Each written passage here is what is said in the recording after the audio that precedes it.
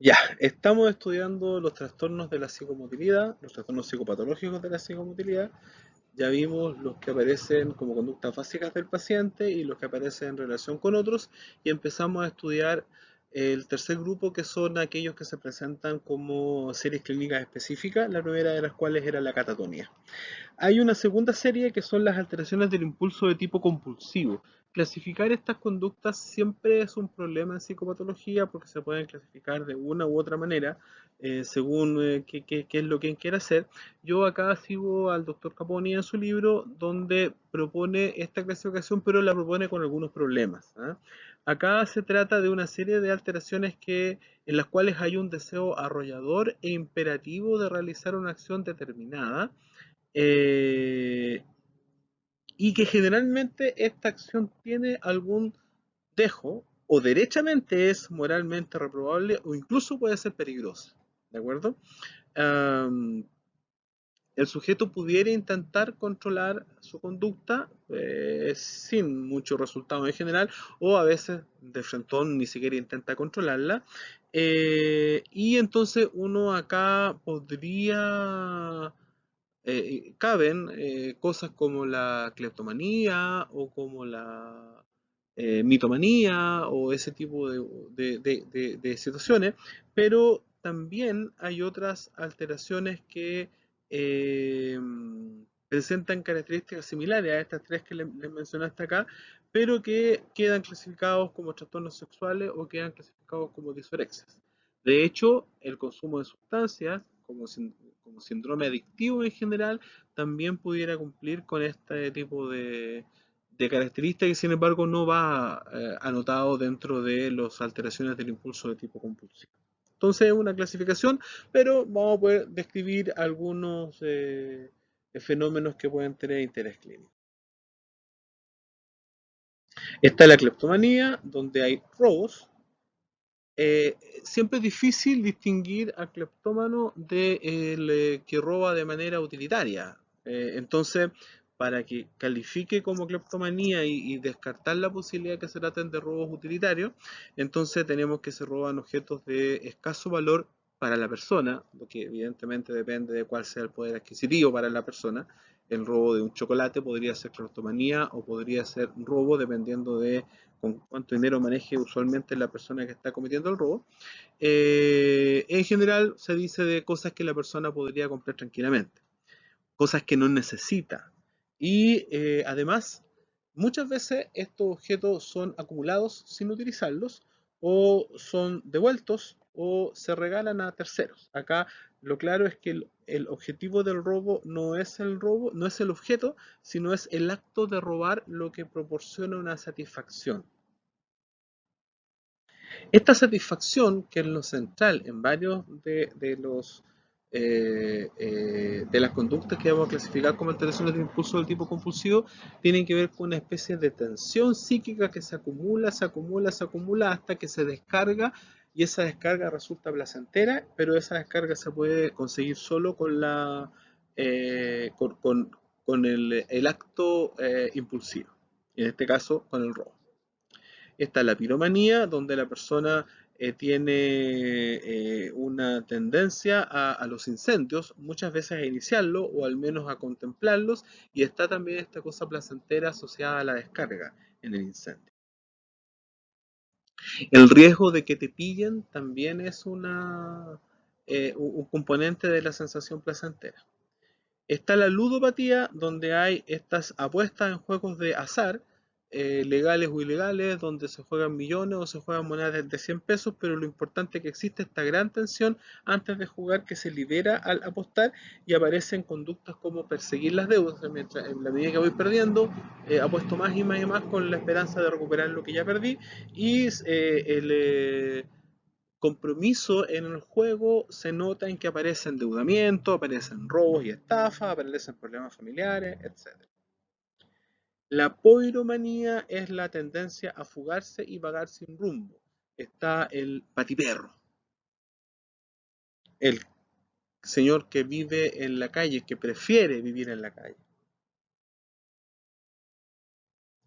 En la mitomanía hay una serie de mentiras compulsivas en las que uno observa el carácter compulsivo en que no tienen una utilidad directa. Las personas en general mentimos, todos mentimos, y muchas veces mentimos simplemente por amabilidad, uy, que te queda linda esa chaleca, o a veces mentimos simplemente por liberarnos, no te preocupes, lo tengo que hacer listo, mañana te lo entrego, por liberarnos de una responsabilidad o posponer una responsabilidad o por salvar la cara, por mantener la autoestima y la estima ajena, en fin, o sea, siempre hay una utilidad. Ahora, obviamente hay personas que mienten en cosas mucho más graves como salvarse del castigo por un delito cometido o obtener ventajas económicas y políticas injustificadas, en fin. Ahora, para que sea mitomanía, en general la utilidad de la mentira tiene que ser muy baja o inexistente más allá de lo que es prestigiarse. No es raro que el mitómano tenga una serie de historias donde él queda como héroe o queda como muy inteligente, en fin. ¿Ah? Y tiene que tener este carácter compulsivo, reiterativo, a pesar de que es sorprendido una y otra vez. En la oniomanía están las compras compulsivas, que van más allá de la necesidad y de lo que la persona, por un lado, de lo que necesita y por otro lado, de lo que puede pagar. En el coleccionismo lo que hay es la tendencia a coleccionar objetos, que va más allá, obviamente, de una colección razonable del tipo que es filatélico o de el niño que colecciona boletos de micro de distintas partes. Son objetos que no se coleccionan por su utilidad o por su valor eh, y que para considerarse trastorno psicopatológico, la colección tiene que tener una cierta falta de lógica y de proporción en relación con los recursos económicos de la persona y en relación con el tamaño de su casa, digamos. Hablamos ya derechamente de acumulación o trastorno para acumulación, cuando la persona ya llega a niveles en que tiene la casa llena de cosas al punto de dificultar el tránsito. Y hablamos de síndrome de Diógenes en general cuando se trata de personas que tienden a acumular basura.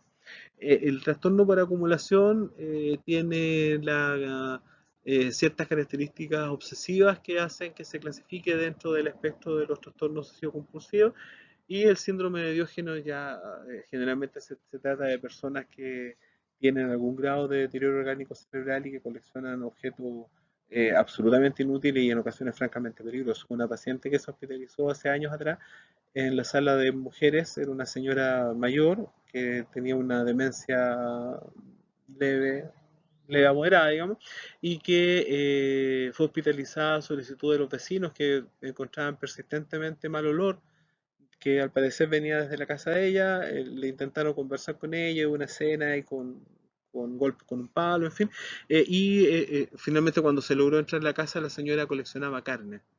Le pedía dinero a los hijos, se gastaba su pensión y le pedía dinero a los hijos porque necesitaba comprar carne para alimentarse. Obviamente los hijos le daban dinero, que no lo haría, digamos, pero la señora compraba carne, compraba pollo y la guardaba en las bandejas tal cual, la guardaba debajo de la cama en distintos lugares y obviamente eso estaba todo podrido.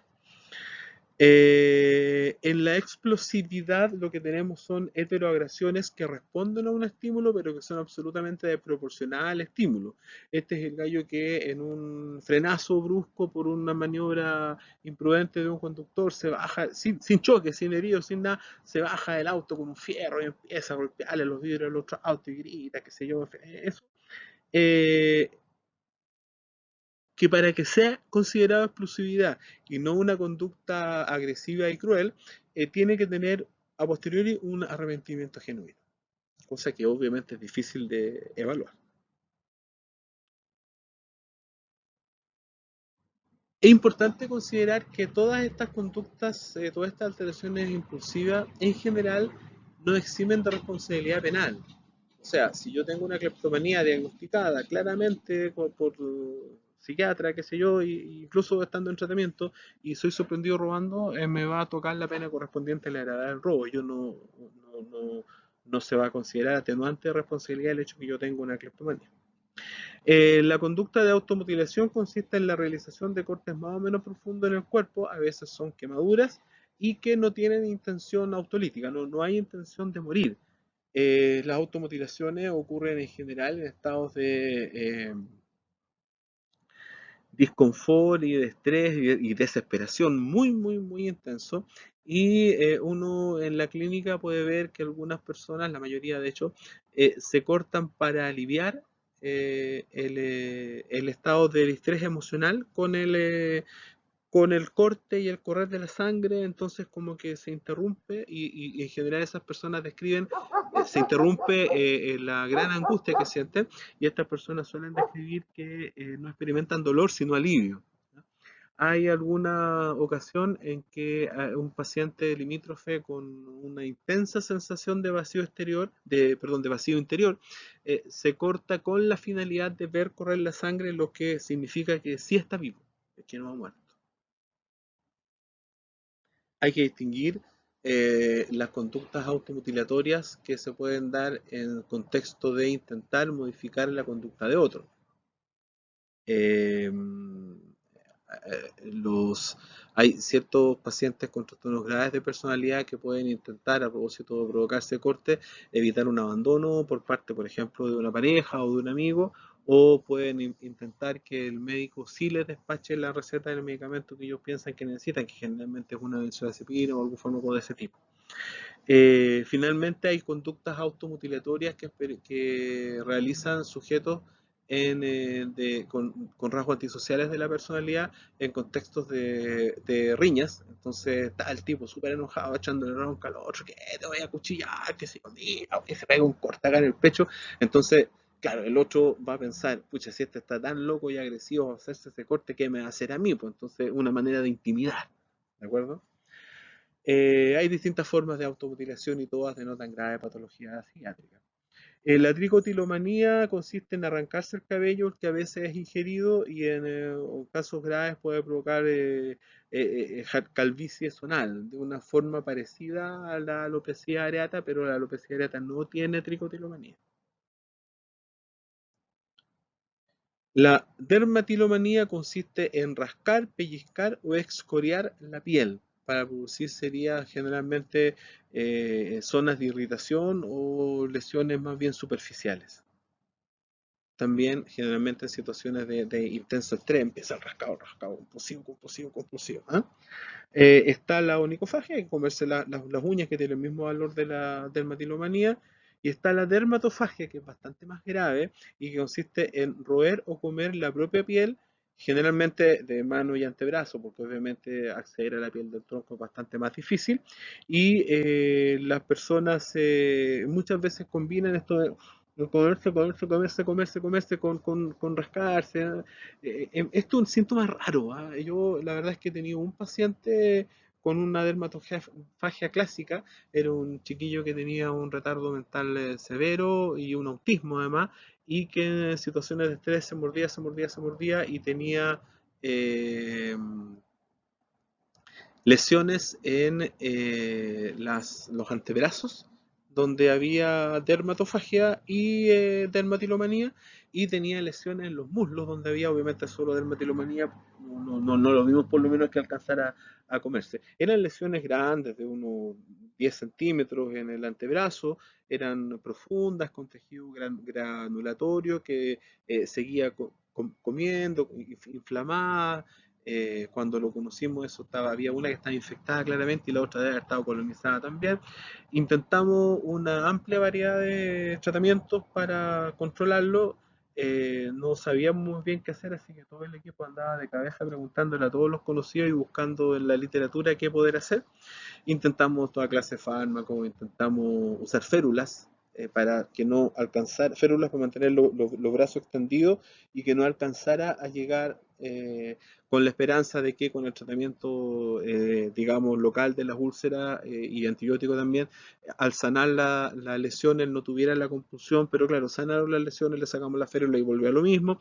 Finalmente le dimos clozapina, que es un antipsicótico de última generación, que es muy efectivo, pero que tiene una gran cantidad de efectos adversos, algunos bastante graves, y lo intentamos con éxito con él y la verdad es que se fue de alta sin lesiones y sin férula y bastante bien después de como 6 meses luchando contra eso.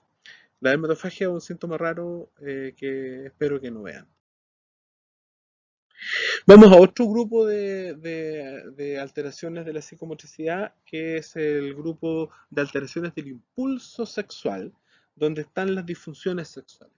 En relación con la sexualidad hay que considerar dos cosas. Cada uno de nosotros tiene su consideración propia y personal de qué es eh, deseable en sexualidad, qué es preferido en sexualidad, qué es normal en sexualidad, qué es anormal en sexualidad y qué es peligroso en sexualidad. Eh, ¿Qué te digo yo? Tenemos, por ejemplo, el uso de preservativo para tener relaciones sexuales. Eh, Hay personas que usan preservativos para todas sus relaciones sexuales y hay personas que no usan preservativos por ningún motivo. Hay personas que usan preservativos si los tienen, pero si no los tienen no se hace mayor problema. Y uno pudiera decir que la persona que no se cuida, que no quiere usar condón, está exponiéndose un peligro, pero nadie diría que es un enfermo mental. Diríamos que es un imprudente, tal vez. Tal vez. ¿Ya? Entonces, a eso me refiero con que cada uno tiene su preferencia y su apreciación de las cosas, y acá estamos pensando en hacer diagnósticos de patología. No es, o sea, es importante, que lo segundo que les quiero decir, es importante que para todas las definiciones que vienen a continuación, consideremos que se trata de establecer diagnósticos psiquiátricos y no discriminaciones legales o sociales. Y otra cosa que tenemos que considerar es que en muchos casos un mismo síntoma puede ser aceptado y valorado por mí o puede ser considerado un problema para mí. Y según eso es que si se va a hacer un diagnóstico o no se va a hacer un diagnóstico, al menos en algunos casos. Ya lo vamos a ver en detalle ahora que entremos a discutir cada cosa. El deseo sexual hipoactivo es la situación que tiene un nombre que ya no usamos, de frigidez, que se reservaba para la mujer antiguamente porque no existía el deseo sexual hipoactivo en el hombre, no existía el concepto de que un hombre pudiera tener deseo sexual hipoactivo, entonces no había una palabra equivalente a frigidez para el hombre. ¿Y qué es la falta de deseo sexual? Obviamente hoy día sabemos que el deseo sexual hipoactivo puede estar presente tanto en mujeres como en hombres y que el término frigidez no se usa porque es tremendamente peyorativo. La falta de deseo sexual, para que exista deseo sexual hipoactivo, es un requisito que exista una pareja sexual compatible. Porque si yo no tengo pareja sexual, eh, o tengo una pareja sexual con la que tengo grave conflictividad, obviamente la falta de deseo sexual puede tener que ver con eso. Ahora, para que uno eh, haga un diagnóstico e implemente un tratamiento, además, este deseo sexual hipoactivo tiene que no ser secundario. Si yo lo que tengo es una persona que está con una depresión severa y que en el contexto de esa depresión severa ha disminuido su libido, obviamente el problema no es la disminución del libido, el problema es la depresión severa. ¿Ya? Si yo puedo hacer el diagnóstico independiente para poder hacer el diagnóstico y poder intervenir, tiene además que ser problema para el paciente. No se trata, insisto, en lo anterior, de mis apreciaciones, sino de que el paciente lo considere un problema. Si la persona tiene menos deseo sexual que los demás y considera que ella es una persona asexual y que no necesita tener relaciones sexuales y que vive muy bien así, bien, pues continúe, siga adelante. La disfunción eréctil, o antes llamada impotencia sexual, esta sí que evidentemente afecta solamente a los varones. Se trata de que el hombre no logra alcanzar la erección del pene o no logra mantener la erección del pene el tiempo suficiente para obtener gratificación sexual en condiciones que exista deseo sexual y que exista excitación sexual. También cuando hay ausencia de pareja o hay una pareja muy disfuncional, es más difícil hacer la evaluación porque podría eh, la persona no tener erecciones porque no tiene deseo con esta persona en particular. La disfunción eréctil puede tener causa médica y es súper importante descartarlo antes de pensar en un trastorno primario de la sexualidad. Está el deseo sexual hiperactivo, que antiguamente tenía el nombre de satiriasis en el varón y de ninfomanía en la mujer. Ambos nombres no se ocupan en la actualidad. Se los pongo ahí igual que el de frigidez para que hagan un concepto y sepan qué palabras no usar en clínica. Y hay un deseo excesivo y constante de mantener y practicar el coito. También esto va a ser un problema solamente en la medida que sea un problema para el paciente. Si el deseo sexual que para mí resulta excesivo, para el paciente resulta normal y puede mantener relaciones sexuales muy frecuentemente con la misma persona, con varias personas, sin generar el problema a nadie, no es asunto mío. No es asunto mío como psiquiatra, digamos. ¿Qué otras disfunciones sexuales existen?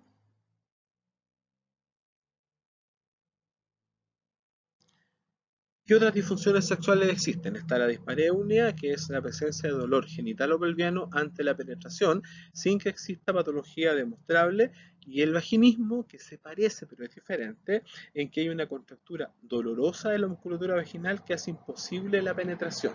O sea, en el caso de la dispareunia, tú puedes tener la penetración sexual que resulta dolorosa, y en el otro caso tienes una contractura dolorosa que impide, una especie de calambre vaginal que impide la penetración. Hay que descartar patología médica, por supuesto, nadie va a hablar de dispareunia si lo que tiene es una infección vaginal. Y bueno, generalmente se trata de problemas de tipo de actitudes muy ansiosas frente al sexo o de disfunción de pareja.